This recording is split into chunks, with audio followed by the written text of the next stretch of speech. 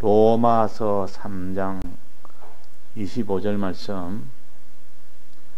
이 예수를 하나님이 그의 피로 인하여 믿음으로 말미암는 화목 제물로 세우셨으니 이는 하나님께서 길이 참으시는 중에 전에 지은 죄를 간과하심으로 자기의 의로우심을 나타내려 하심이니 곧 이때에 자기의 의로우심을 나타내사 자기도 의로우시며 또한 예수 믿는 자를 의롭다 하려 하심이니라. 그런즉 자랑할 때가 어디뇨? 있을 수가 없느니라. 무슨 법으로냐 행위로냐? 아니라 오직 믿음의 법으로니라. 그러므로 사람이 의롭다 하심을 얻는 것은 율법의 행위에 있지 아니하고 믿음으로 되는 줄 우리가 인정하노라. 네.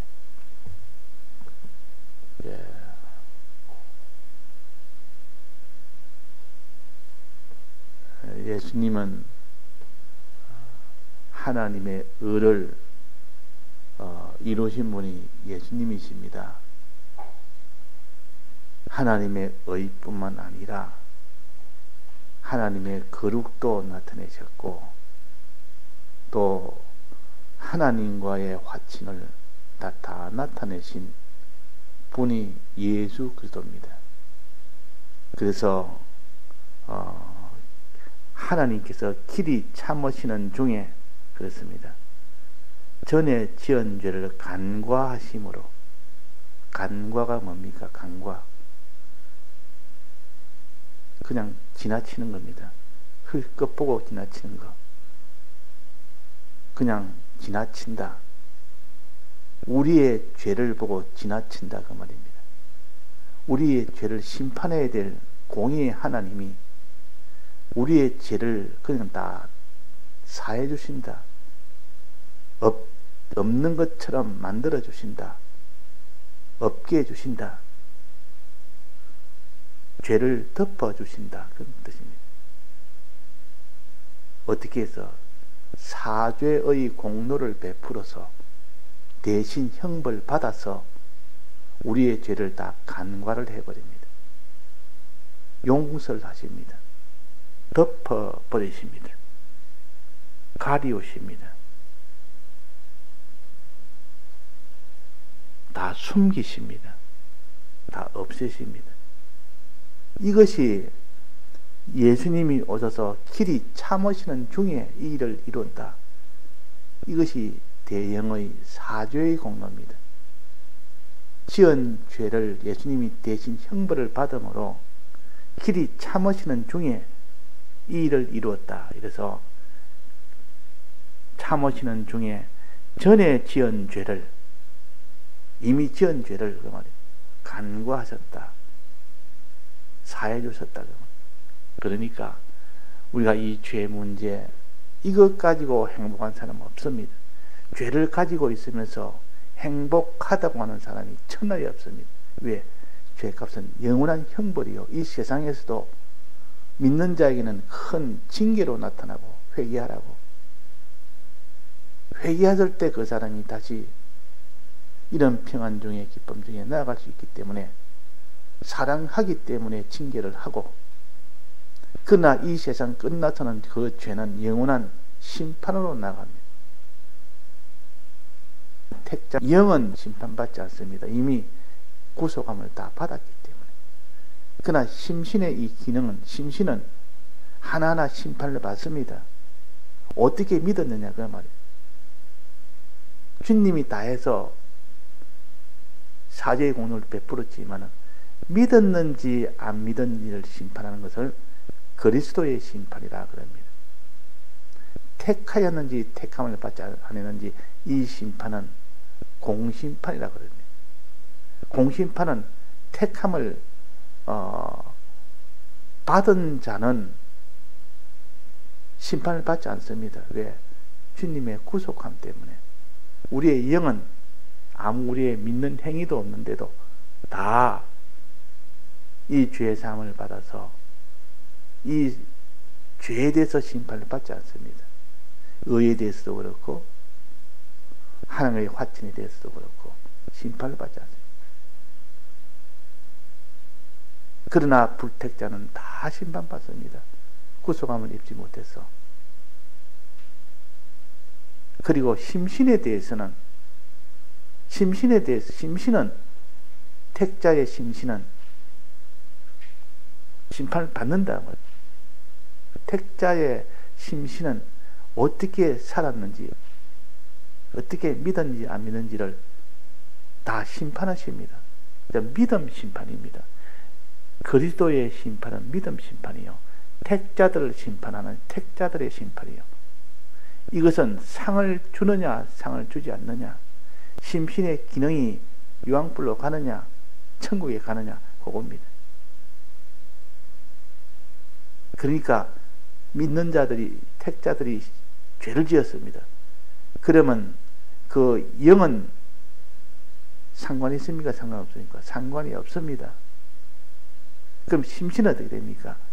그 심신의 기능이라는 것은 그제 심판을 받아서 심신의 기능이 죄를 지으면, 심신이 죄를 지으면 그 기능은 지옥을 갑니다.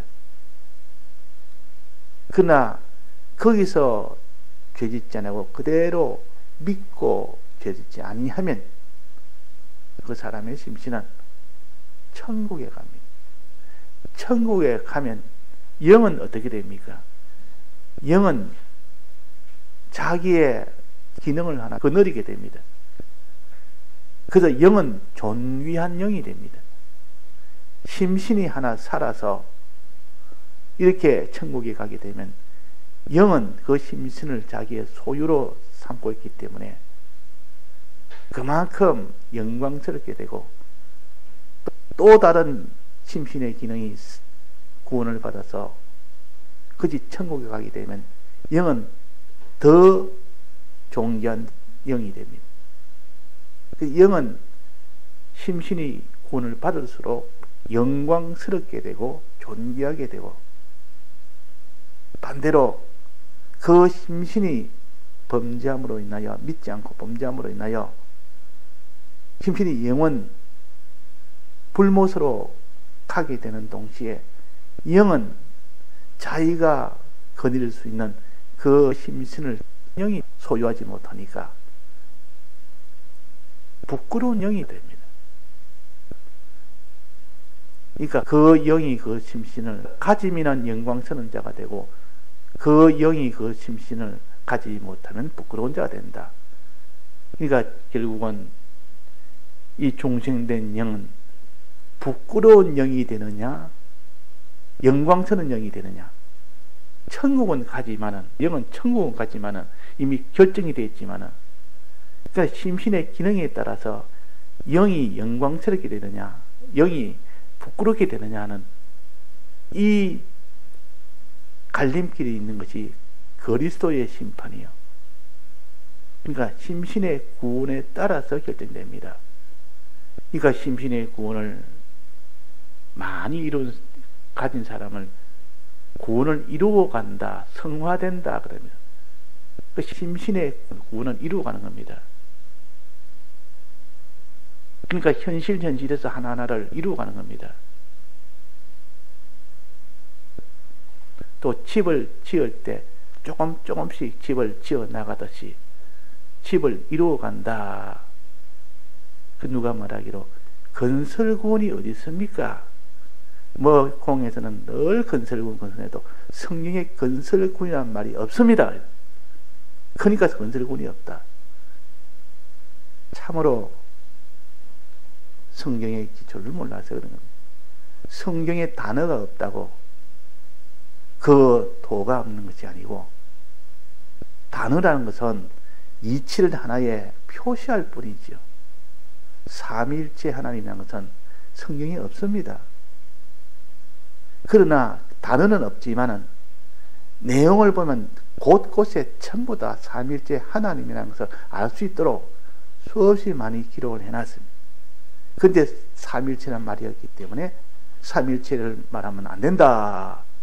이렇게 하는 것은 참 어리석은 일처럼 성경에 건설군이라는 말이 없다고 해서 건설군이 없는 것이 아니라 건설이란 말은 이루어가는 겁니다. 하나하나 쌓아간다 말이에요.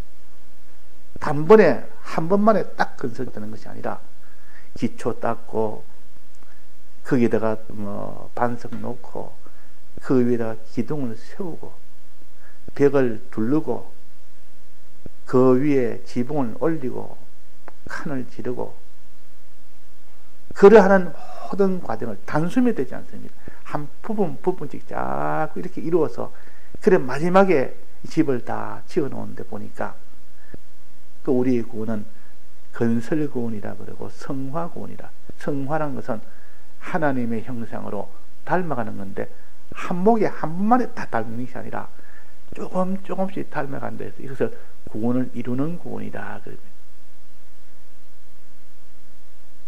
우리는 건축자와 같다. 그랬습니다. 우리는 농부와 같다. 씨를 뿌리고 물을 줘서 다 거두는 농부와 같고 집을 짓는 건축자와 같다. 그랬습니다. 고린도전서 3장에 보면. 그러면 우리의 구원은 이루어가는 구원이라 그랬습니다. 그러니까 그거 다 건축 아닙니까? 그런 의미에서 건설이란 것입니다. 그래서 우리는 단번에 얻는 구원은 영의 구원이요. 택자의 영은 단번에 한 번 구원은 영원한 구원이고 단번에 구원을 받는 것이 영입니다. 영은 단일체이기 때문에. 그러나 우리 심신은 복합체이기 때문에 종합체이기 때문에 하나하나 구원을 이루어 가야 됩니다. 이룬단 말은 만든다는 뜻이 아니고 하나님이 만들어 놓은 것을 받는 것을 단번에 받는 것이 아니고 하나하나씩 받아간다. 그런 뜻이라서 이룬다는 뜻이지. 구원을 이룬다면 우리가 구원을 만든다는 뜻이냐?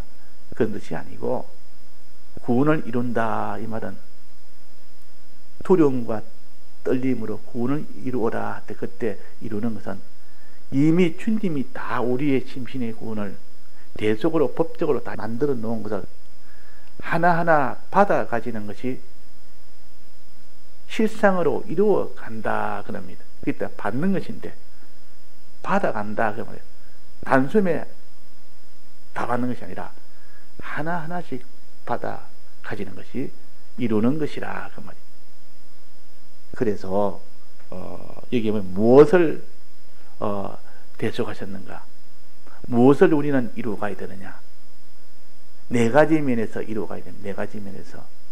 첫째는 죄 문제에서 예수님이 이 죄를 간구하셔서 죄 없게 하셨고 죄를 용서하셨고 한 이것을 법적으로 주신 것을 우리 심신이 실상으로 입는 일을 해야 됩니다. 실상으로. 그것이 뭐냐? 믿음으로 되어집니다. 믿음으로. 또 어렵게 하는 건 어렵게. 어려움을 나타내셨느니라. 전에 지은 죄를 간구하심으로 자기의 어려우심을 나타내려 하심이니 하나님의 의라는 것은 사죄의 공로 위에 이제는 칭의의 공로입니다. 사죄의 공로는 이미 지은 죄를 해결하는 것이요. 또 칭의의 공로는 지금 내가 죄를 안 지음으로 인하여 또 을을 하나님 시킨 대로 을을 행함으로 인하여 이루어진 것이 칭의의 공로입니다. 칭의의 공로. 자, 이렇게 칭의의 공로. 마지막은 하나님과 화친하여 믿음으로 말미암는 화목 제물로 세우셨으니. 자, 화목 제물로 예수님이 되셔서 우리를 화목한 자로 만드셨으니 이렇게 해서 주님이 우리에게 주신 제일 중요한 죄 문제를 해결하시고 의 문제를 해결하시고 하나님과의 화친 문제를 해결하시고 마지막은 이 소망의 이 문제를 해결했다. 심신의 이 구원에 대한 소망을 주신 겁니다. 아직 얻지는 못했지만은 현실을 통하여 얻을 수 있도록 해놨다. 이 소망을, 그 소망을 어떻게 이루느냐? 죄 없게 해주신 것을 믿으면 됩니다. 믿으면. 이때 믿음, 마음으로 믿는 것이요. 마음으로 믿으면 되는 것이지, 네가 율법을 행하는 율법의 행위로 구원하는 것이 아니라, 자, 율법의 행위로 구원 얻으려고 하는 사람은 대속을 부인합니다. 즉, 대속을 부인하고 율법으로 구원을 얻으려고 하는 사람은 이게 율법의 행위입니다. 그러니까 예수님이 대속을 부인하고 율법으로 구원 얻으려고 했던 그 바리새인들이나 그 당시 타락한 제사장들이나 그때 타락한 사두개인들이나 다 예수의 이 대속의 공로를 믿지 않고 예수님과 대립했단 말이에요. 예수의 대립을 믿지 않고, 그러나 율법은 버리지 않고 율법을 지켜서 우리가 터지 구원 얻어야 된다. 아직 메시아는 오지 않았다. 메시아가 올 줄은 알아도 아직 메시아는 아직은 안 왔다. 예수적인 메시아가 아니다. 그래서 예수의 이 공로는 부인을 하고 율법만을 가지고 구원을 얻으려고 하는, 그것은 구원을 얻지를 못한다. 율법의 행위로는 구원 얻지 못한다. 28절에 보면 사람이 어렵다 하심을 얻는 것은 율법의 행위에 있지 아니하고 뭐에 있다 했습니까? 믿음에 있느니라. 믿음에. 예수님이 율법을 내 대신 다 만족케 한 겁니다. 만족케 한 그 공로로 인해서, 그 공로를 내가 마음으로 믿으면 예수님이 하신 일이 전부 내가 한 일로 되어버립니다. 그러면 내가 행하지 않았는데도 내가 행한 것처럼 되어버린다. 그게 믿음의 역사요. 믿음은 그 효과가 예수님이 하셨는데 내가 한 것과 똑같은 효력이 생기도록 하는 것이 믿음입니다. 그러니까 믿어야 되지, 믿지 않고 다른 방편은 없습니다. 그 믿으면 그냥 사람들이 믿어라, 그냥 내가 너를 믿는다, 이 정도가 믿는 믿음이 아니고 의심 없이 진실되게 참되게 믿는 거고 믿음을 가지면 그 사람은 이 구원을 받는 겁니다. 그래서 주님의 대속을 믿는 자가 되라. 사죄의 공로, 칭의 공로, 화친의 이 공로를, 영생의 소망의 이 공로를 진짜로 정말로 참되게 의심 없이 믿는 그 사람이 되어야 되지. 믿으면 된다니까 그냥 대충 믿으면 되는 줄 알아. 하나님은 완벽하신 분이라 행치는 안 해도 믿으면 되는데, 그 믿음은 온전한 믿음을 가르칩니다. 온전한 믿음. 그래서 믿음이라는 것은 율법의 행위와는 정반대가 아니고, 율법을 예수님이 폐하려 온 것이 아니고 뭐하러 왔다 했습니까? 온전케 하려고 왔지. 예수님이 오자마자 율법이 다 폐해진 것이 아니요, 율법을 행치 못하고 율법을 만족케 하기 위해서 왔습니다. 그 예수님이 오심으로 부족했던 이 이스라엘 백성이 율법을 완성하도록 만들어준 겁니다. 자, 율법은 완성해야 됩니까? 율법은 폐해야 됩니까? 율법은 완성입니다. 완성하려 예수님이 오셨지, 예수님이 오시고 나는데 율법이 폐해진 것이 아니요.